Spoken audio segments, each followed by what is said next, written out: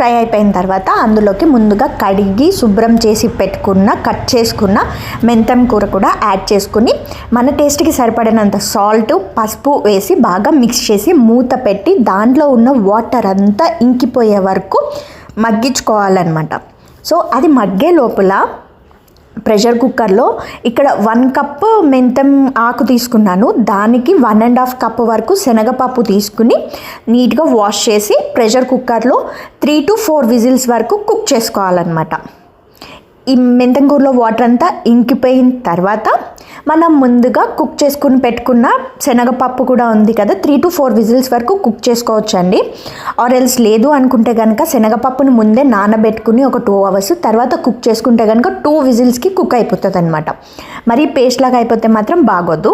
అందుకని తర్వాత దాంట్లోకి మెంతం కూరలో వాటర్ అంతా ఇంకిపోయిన తర్వాత ఈ శనగపప్పును కూడా అందులో యాడ్ చేసేసి బాగా మిక్స్ చేసేసి దీన్ని డైరెక్ట్గా స్నాక్ లాగా తినాలి లేదా మార్నింగ్ బ్రేక్ఫాస్ట్లో తింటాము అనుకున్న వాళ్ళు మాత్రం, డైరెక్ట్గా తింటాము అనుకున్న వాళ్ళు మాత్రము మిరియాల పొడి యాడ్ చేసుకోండి, కొద్దిగా జీలకర్ర పొడి, అంతే.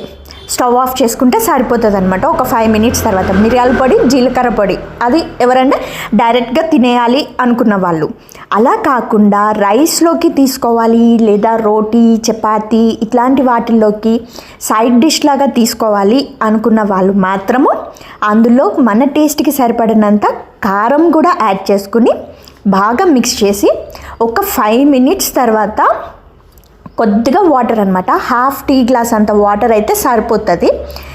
వాటర్ కూడా యాడ్ చేసి మిక్స్ చేసి లిడ్ పెట్టి ఒక 5 to 7 minutes ఉంటే సరిపోతుంది. దాంట్లో ఉన్న వాటర్ కూడా ఎవాపరేట్ అయిపోతుంది అనమాట. ఇది ఎవరు సైడ్ డిష్ లాగా తీసుకోవాలి, రైస్లో కానీ రోటీలో కానీ చపాతీలో కానీ తీసుకోవాలి అనుకునే వాళ్ళు మాత్రమే ఇట్లా వాటర్ యాడ్ చేసుకోండి, లేకపోతే అవసరం లేదు. That's it. ఎంతో టేస్టీగా ఉండే శనగపప్పు మెంతం కూర అయితే రెడీ అయిపోతుంది. Please enjoy it and don't forget to subscribe my channel Anu Telugu Diaries. Thank you so much for watching this video. Thank you. Please hit the bell icon to get more notifications and updates.